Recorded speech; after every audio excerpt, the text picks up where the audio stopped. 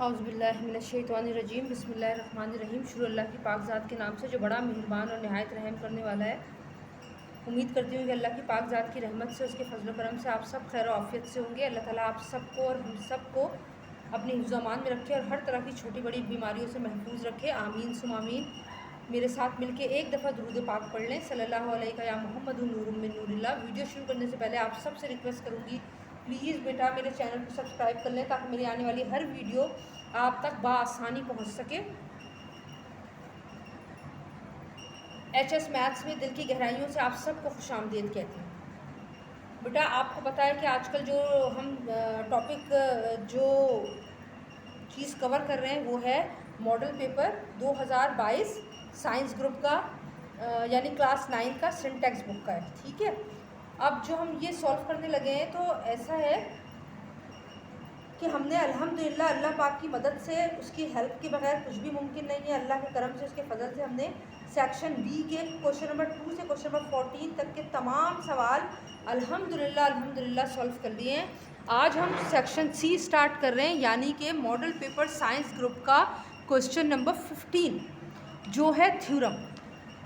अच्छा, एक चॉइस ये है कि थ्योरम अगर आपकी सारे चैप्टर्स की बहुत अच्छी प्रैक्टिस है तो आप थ्योरम को चॉइस में छोड़ सकते हैं, लेकिन अगर जो ट्रिक्स आपको आ गई कि आप थ्योरम कैसे सॉल्व करेंगे तो फिर आप कभी भी इसे नहीं छोड़ेंगे और आपके 8 सॉलिड मार्क्स आपके हाथ में हैं। तो ये क्वेश्चन नंबर 15 है, सेक्शन सी शुरू हो चुका है। अल्लाह का नाम लेकर शुरू करते हैं। अल्लाह मुझे वो हिम्मत और ताकत दे कि मैं अपनी बात आपको बआसानी समझा सकूं और आपको वो अक्ल शऊर दे कि आप बआसानी मेरी बात समझ सके। आमीन सुम आमीन। चले अल्लाह का नाम लेकर शुरू करते हैं। बेटा देखिए क्वेश्चन क्या है, if in the correspondence. Correspondence का मतलब क्या होता है आपको पहले ये सब, कॉरेस्पॉन्डेंस की साइन है ये, जिसे आप उर्दू में कहते हैं बराबरी की बुनियाद पर। बराबरी की बुनियाद पर, सही है। If in the correspondence of 2 right angle triangle, यानी आपने 2 राइट एंगल ट्राइंगल बनाने। ये मैं आपको रफ स्केच दे रही हूँ। सपोज करें ये AB और ये C है और ये एक ट्राइंगल है DE और ये F, सही है।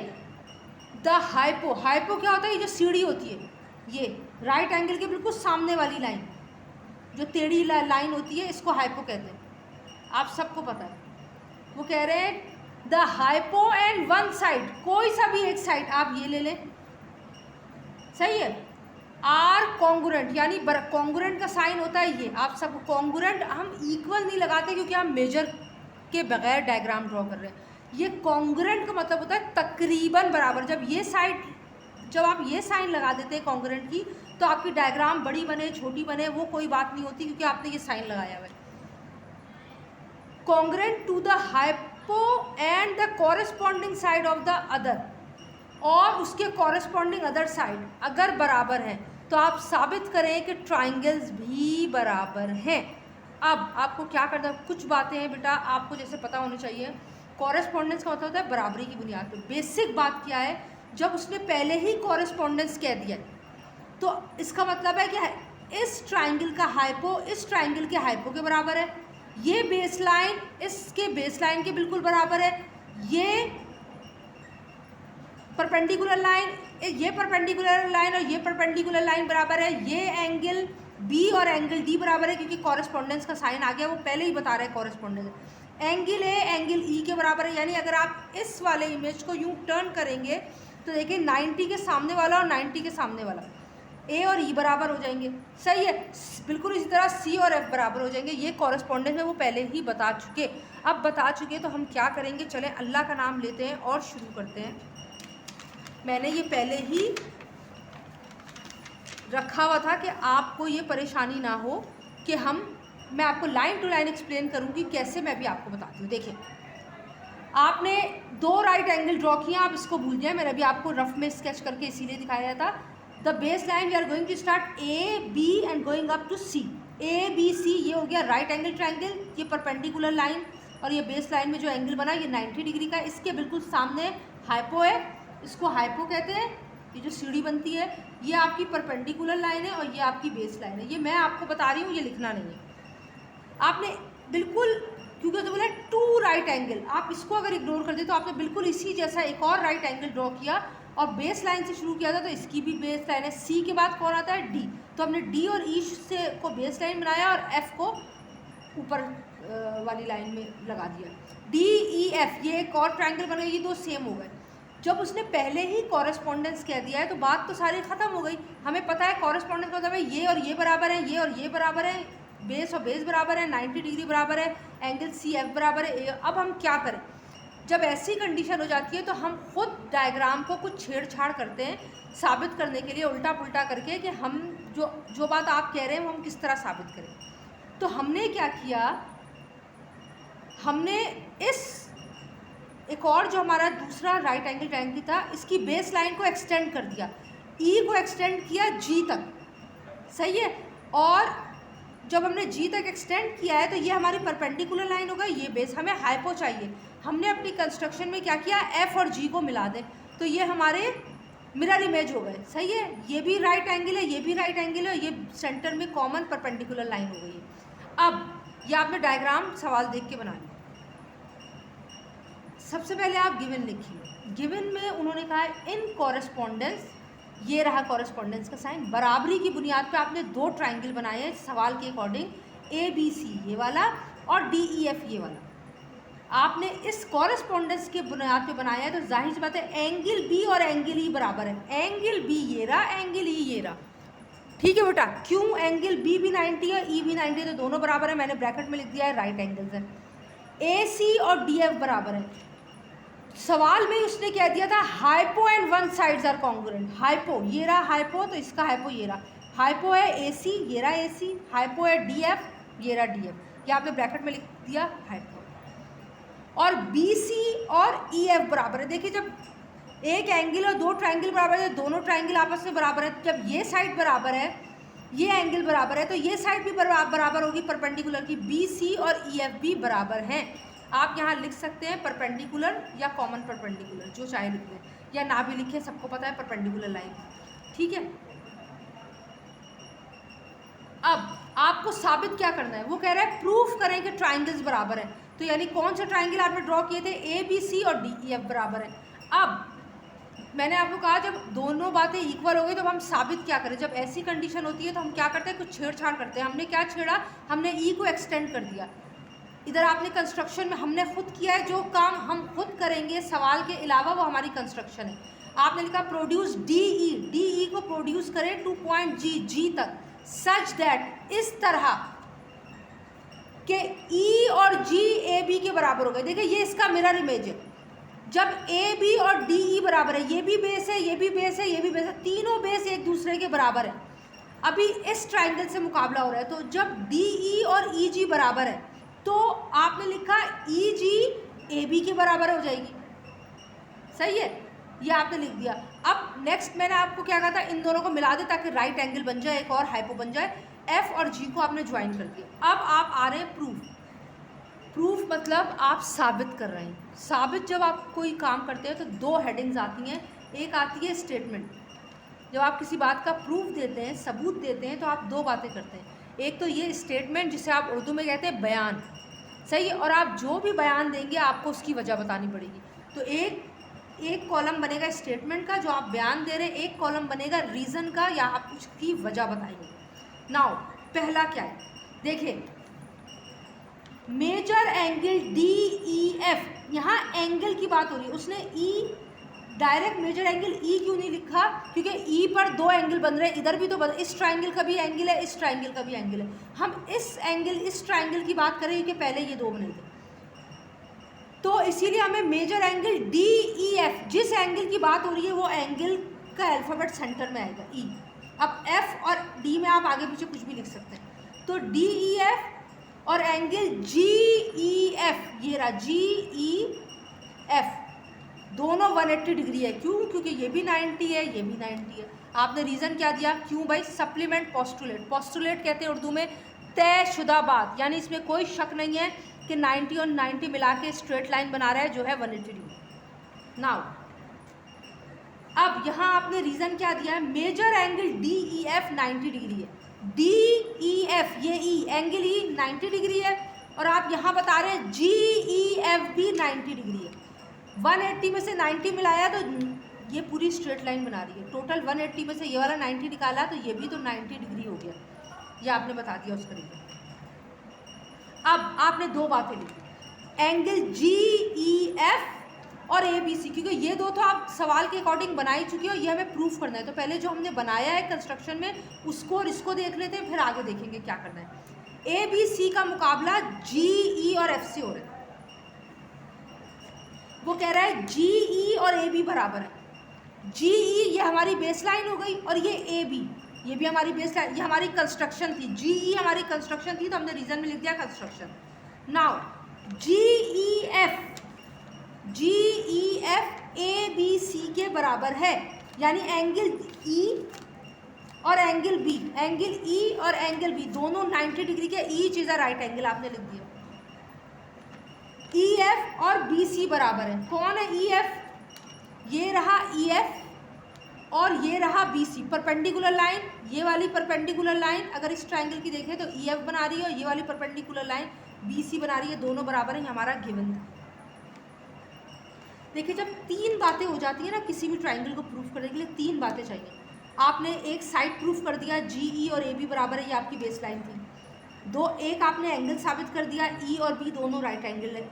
अब आपने एक और साइड EF और BC आपका परपेंडिकुलर लाइन थी, ये भी बराबर। जब तीन बातें बराबर होती है तो ये ट्रायंगल बराबर होगा। अब आपने कुछ नहीं करना है, कॉरेस्पॉन्डेंस की साइन हटानी है, बिल्कुल same as it triangle GEF triangle ABC लिखना है और कॉरेस्पॉन्डेंस की जगह कॉन्ग्रुएंट का साइन लिख के बताना है। Side angle side congruent to side angle side. Side क्या देखें, ये पहला वाला साइड है, दूसरा एंगल है, तीसरा भी साइड है, तो side angle side congruent to side angle side. Now moving, FG और AC बराबर है। कौन है FG? ये रहा FG और ये रहा AC। आप गिवन में कह रहे थे, अच्छा FG और AC आप क्यों कह रहे हैं? आपका सवाल ही आपको बता चुका था हाइपो बराबर है।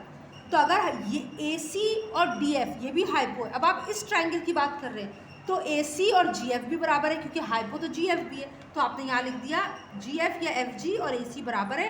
एंगल G एंगल A के बराबर है। देखिए 90 डिग्री के सामने वाला साइड और 90 डिग्री का सामने वाला साइड बराबर था, तो ये वाला 90 डिग्री का सामने वाला साइड इस ट्रायंगल की बात करेंगे तो 90 डिग्री के सामने वाले एंगल से बराबर होगा।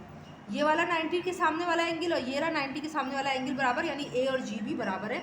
ये आपने लिख दिया by the congruence of triangle, यानी जब ट्रायंगल कॉन्ग्रुएंस होते हैं तो सारे एंगल सारे साइड एक दूसरे के बराबर होते हैं। FG और DF बराबर है। कैसे आपने बोला FG और DF? देखिए हाइपो तीनों बराबर है। अभी आपने ऊपर बताया AC और DF बराबर है, तो GF और AC बराबर है। जब GF और AC बराबर है तो GF और DF भी बराबर है, ये लिख दिया। सही है, AC और DF बराबर थे, ये तीनों हाइपोटेनियस है। AC, DF और GF, तो ये तीनों बराबर हैं। तो ये दो गिवन हो गए और ये आपका कंस्ट्रक्शन था। अब ट्रायंगल DFG, अब जब आपने ये दोनों ट्रायंगल साबित कर दिए तो टोटल ट्रायंगल की बात कर लें। ये बड़ा ट्रायंगल DF और G, एंगल D और एंगल G बराबर है।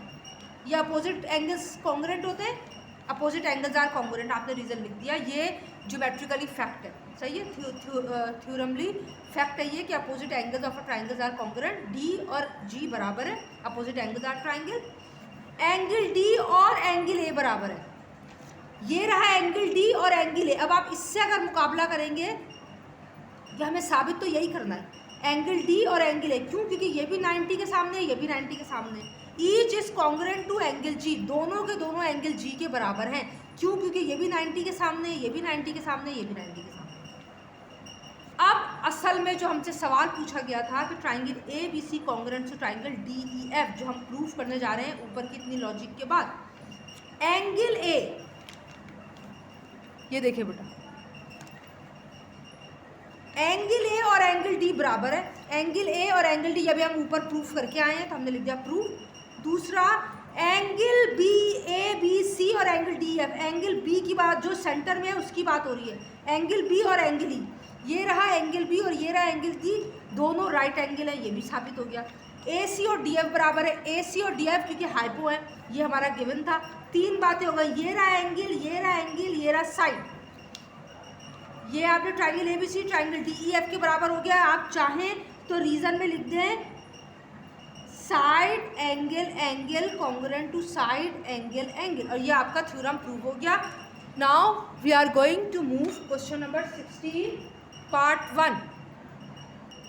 चले मेरा बेटा, अब ये है क्वेश्चन नंबर 16 सेक्शन बी का ए पार्ट। जब ये 16 का ए पार्ट है तो आप इसको कैसे सॉल्व करेंगे? Find the factor by using factor theorem.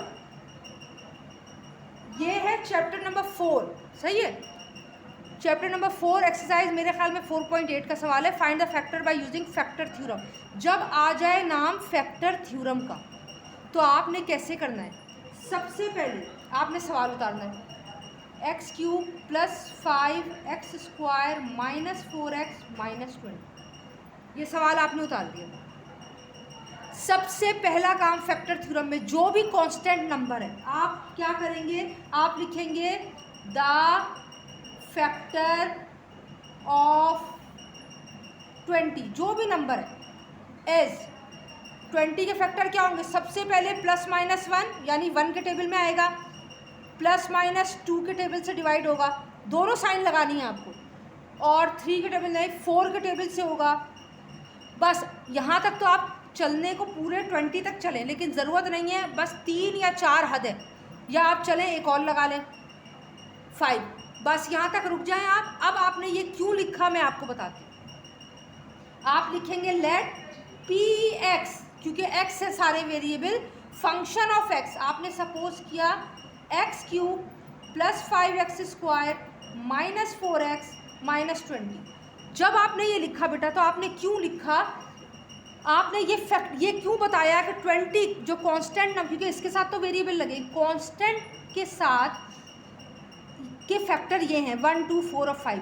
आपने क्यों लिखा? जहाँ जहाँ x है, क्योंकि फंक्शन ऑफ x मालूम कर रहे हैं आप, वहाँ वहाँ आप ये जो इसके फैक्टर आए हैं ना 20 के, वो नंबर पुट करेंगे इस तरह कि तमाम वैल्यूज 0 के इक्वल आ जाए। अगर यानी इस तरह से ये आपस जब मल्टीप्लाई हो, अगर इस तरह प्लस माइनस हो कि 0 आ जाए। अब देखिए मेरे पास 20 है, चले मैं एक सपोज करते हैं, p को मैंने 1 सपोज किया, क्योंकि मेरे पास प्लस साइन भी है माइनस भी, तो जहाँ जहाँ x है वहाँ वहाँ मैं 1 पुट कर दूँगी। अगर मैं ये 1 पुट करती हूँ, ये 1 का क्यूब 1, 5 1 = 5, -4 1 = 4, -20, 6 -4 -20 -20 नॉट इक्वल टू 0, यानी आंसर 0 नहीं आया है। तो जब आंसर 0 नहीं आएगा तो आप क्या करेंगी? -1 पुट करेंगी, फिर आप -2 पुट करें, फिर आप +2 पुट करें। कॉमन सेंस ये बताता है कि देखिए 20 एक बड़ा नंबर है, यहाँ छोटे नंबर है 5। मैं डायरेक्ट अगर 2 पुट करूँ, सपोज करें फंक्शन ऑफ x में मैंने 2 पुट किया, सही है। जब मैंने 2 पुट किया तो मेरी इक्वेशन ये थी x³ + 5x² - 4x - 20। तो ये मैंने 2 का क्यूब + 5 2 का स्क्वायर -4 2 -20। 2 का क्यूब क्या बना? 2 2 2 + 5 2 का स्क्वायर क्या बना? ये रहा, -4 2 = 8 -20। 2 2 = 4 4 2 = 8 + 2 to the 4 4 5 = 20 -8 -20। प्लीज़ देखें, आप खुद देख सकते हैं, ये रहा 8 और ये रहा -8 कट गया, ये रहा 20, ये रहा -20 = 0। जैसे ही 0 आया मैंने लिखा देयरफॉर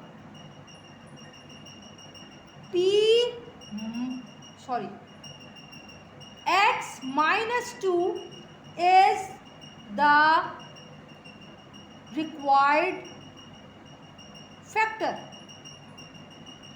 सही है। x - 2 आपने क्यों? आपने तो यहाँ 2 पुट किया है। देखें, अगर मैं ये कहूँ कि मैंने x को 2 पुट किया, सही है, मुझे 0 के इक्वल लाना है, तो +2 इधर आएगा तो क्या हो जाएगा? x - 2 = 0 ना। तो फैक्टर पहला क्या आया है आपके पास? x, यानी आप जो भी पुट करेंगे उसकी अपोजिट साइन आएगी x के साथ। अगर यहाँ मैं -2 पुट करती तो +2 आता, क्योंकि अगर ये -2 है तो इधर आके प्लस हो जाता। ये +2 पुट किया है तो x - 2 is the required factor. अब हमें क्या करना है ये मैं अब आपको बता रही हूँ। अब जब ये आ गया आपके पास x minus 2 is the required factor, अब क्या करेंगे आप, अब आप यहाँ लिखेंगे बाय साइंथेटिक डिवीजन, क्योंकि फैक्टर थ्योरम में आपको साइंथेटिक डिवीजन करना है।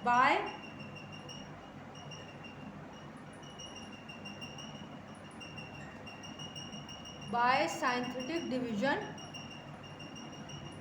डिवीजन मतलब डिवाइड करना है, लेकिन साइंथेटिक डिवीजन का अलग क्या मसला है।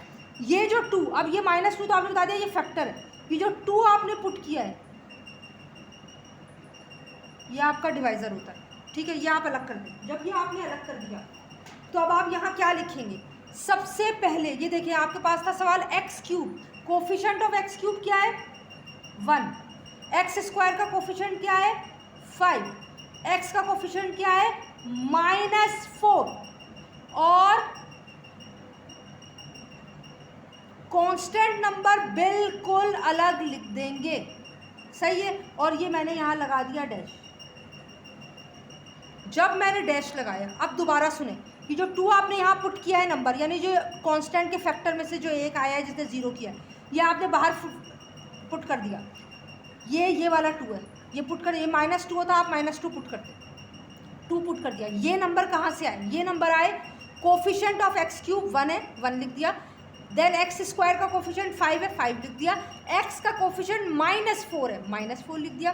और ये जो कांस्टेंट नंबर था -20 हो +20 हो जो भी हो, ये बिल्कुल अलग बॉक्स में जाएगा, तो आपने इसको अलग कर दिया सेपरेटली। अब आप कैसे करेंगे मेरे बेटे, ये बात आपने ध्यान में रखनी है।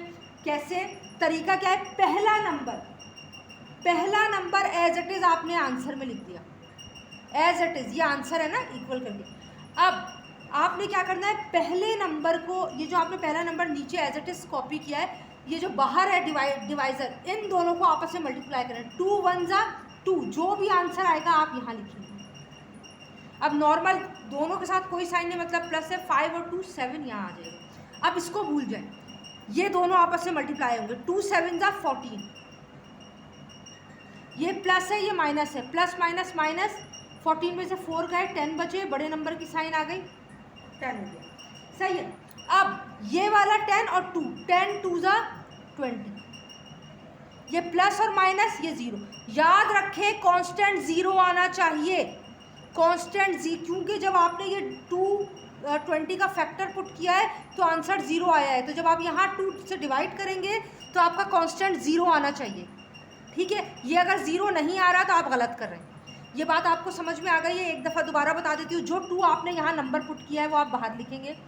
ये तमाम x³ का कोफिशिएंट 1, x² का 5, x का -4, और ये जो कांस्टेंट वैल्यू है बिल्कुल अलग कर देंगे, जब भी हमने बॉक्स ही अलग कर दिया।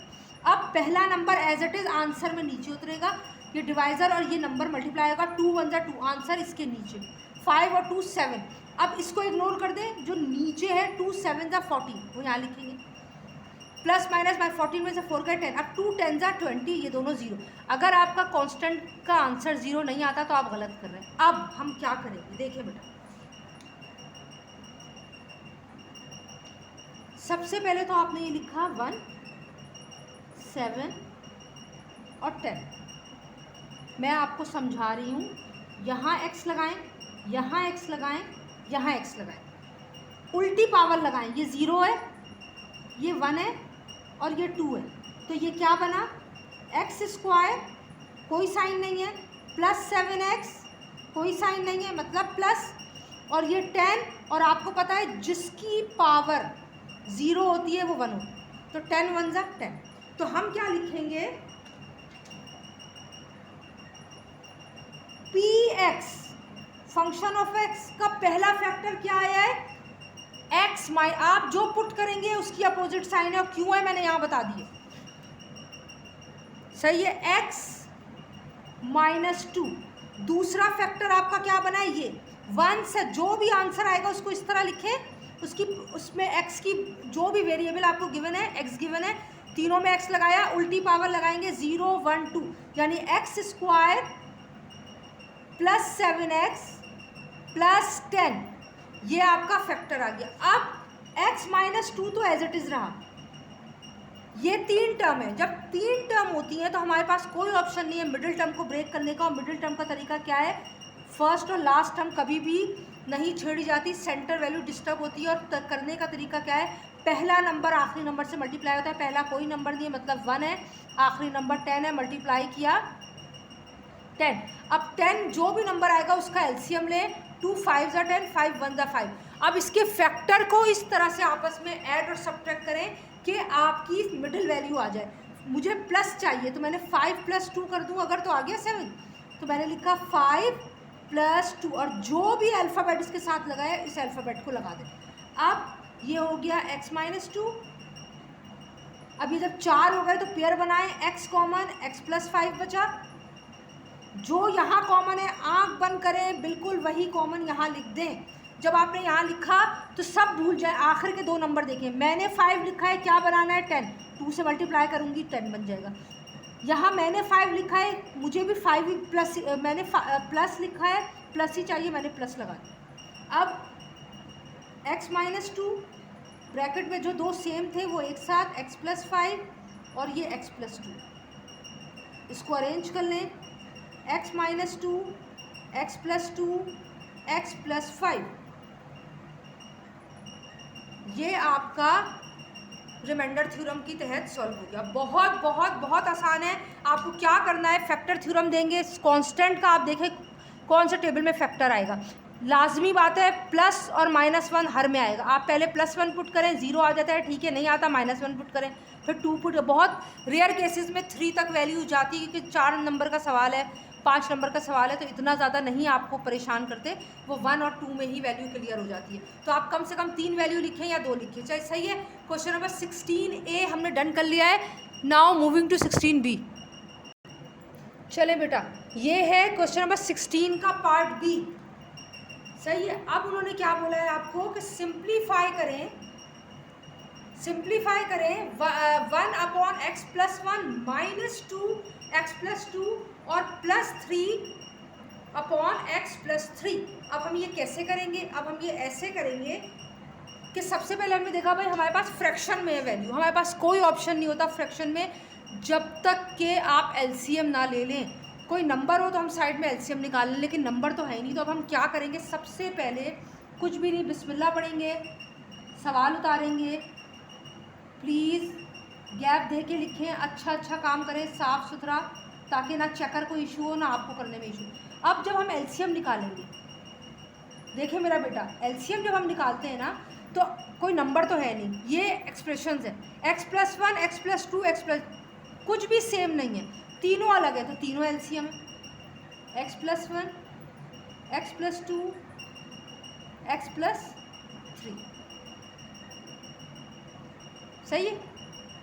अब मैं क्या करूँगी, पहले इसको देखें, जो न्यूमरेटर है वो पहले लिख दें आँख बंद करके, इसको थोड़ा आगे तक जाएगी। ये 1 है, न्यूमरेटर से कौन मल्टीप्लाई होगा, देखिए इस जिस फ्रैक्शन पे है सिर्फ उस तक रहें, आगे छोड़ दें। जो सेम डिनोमिनेटर है उसे इग्नोर कर दें, x + 1, x + 1 इग्नोर कर दें। 1 से कौन मल्टीप्लाई होगा, x + 2, x + 3। ये मैंने स्क्वायर ब्रैकेट लगा दिया ताकि मसला ना हो। अब मैं लिखूंगी -2, -2 से कौन मल्टीप्लाई होगा, x + 2, x + 2 छोड़ दें, x + 1 और x + 3 होगा। अब मैंने +3 उतार दिया, कौन मल्टीप्लाई होगा, x + 3, x + 3 छोड़ दें, x + 1 और x + 2 मल्टीप्लाई होगा। ठीक है बेटा, अब हमें क्या करना है, एलसीएम तो as it is x + 1, x + 2, x + 3। अब बहुत ध्यान और केयर से आपको ये सवाल देखने की ज़रूरत है कि हम नेक्स्ट स्टेप अब क्या कर रहे हैं। देखिए बेटा, आपने नोट किया होगा यहाँ मैंने 1 अंदर लिखा है, यहाँ 2 बाहर और 3 बाहर, क्यों कि 1 का होना ना होना बराबर है। तो हम पहले क्या करेंगे, इसी बॉक्स में रहेंगे, ये दोनों ब्रैकेट आपस में हो रहे हैं, यानी x पहले x + 3 से होगा, फिर +2 x + 3 से होगा। स्टेप बाय स्टेप करें, it will take few second but you will definitely the question in correct way. -2 as it is रहने दें, x ये दोनों आपस में हो रहे हैं तो x पहले x + 3 से होगा, फिर +1 x + 3 से होगा। ये मैंने ब्रैकेट बंद कर दिया। +3 पर आ जाएं तो x पहले x+2 से होगा और +1 x+2 से होगा। सही है, ये देखिए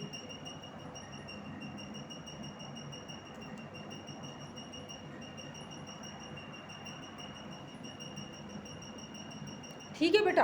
अब एक दफ़ा मैं 1 सेकंड 2-4 सेकंड लगेंगे, मैं चेक कर लूँ x+3 से +2 x+3 से fine, -2 as it is x+3 से +1 x+3 से फाइन, 3 एज इट इज़ है x+2 से और +1 x+2 से। नाउ सिंपल मल्टीप्लाई करना है।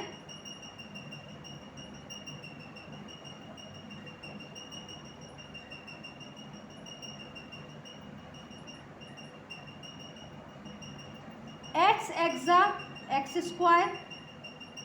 x3 3x, +2x 2x, +++2 3 6, ये आ गया पहले। -2 ऐसे ही रहने दें, x x² +3x, +1x x, +1 3 +3 as it is रहने दें, x x² +x2 2x, +x x, +2 1 2। अब x+1 x+2 x+3, अब इसको मैं ओपन कर देती हूँ। ये हो गया x² +3 और 2 5x हो गए, +6 माइनस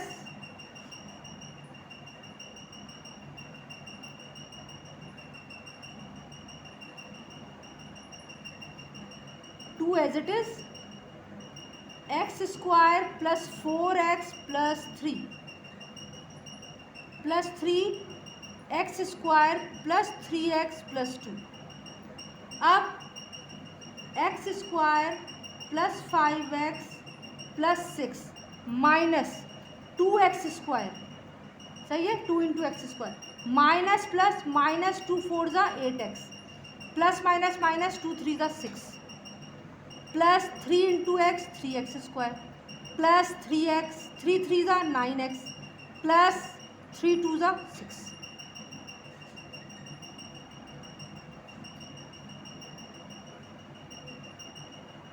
अब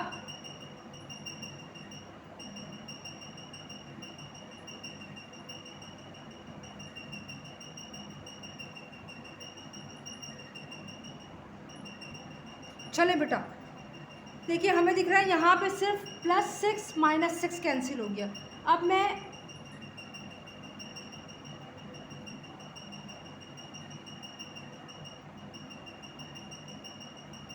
क्या करूँ, मैं अरेंज कर लूँ। 1x² -2x² +3x², ये x² 1 2 और 3 थे, प्लस 5x -8x +9x, सही है, और +6 x+1 x+2 x+3। ठीक है बेटा। अब ये देखें,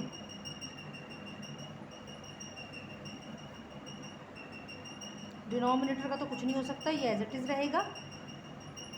अच्छा,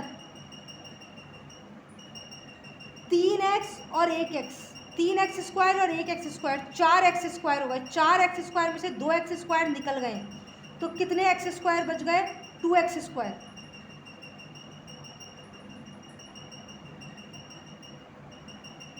सही है।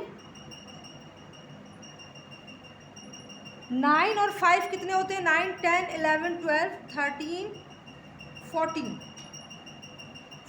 14 में से 8 गए, हमारे पास बचेगा 6 + 6x, और ये रहा +6। अब देखिए बेटा, अगर कॉमन आ रहा है तो मैंने कॉमन 2 ले लिया, बचा x² +3x, क्योंकि 6 का आता है 3 +3 अपॉन x+1 x+2 x+3, ये आपका आंसर होगा। ठीक है बेटा, अल्लाह का करम है, उसने मैंने आपको डिटेल थ्योरम क्वेश्चन नंबर 15 और क्वेश्चन नंबर 16 का पार्ट ए और पार्ट बी डिटेल एक्सप्लेन किया है। Please kindly keep me in your prayer. Do subscribe my channel and do share the link as possible. Please अच्छे से पढ़िए, मुझे feedback ज़रूर दें, और अगर आपको कोई टॉपिक समझना है तो भी मुझे बताएं। जज़ाकल्लाह खैरन कसीरा। नेक्स्ट क्वेश्चन के साथ अगली वीडियो में हाजिर होंगे।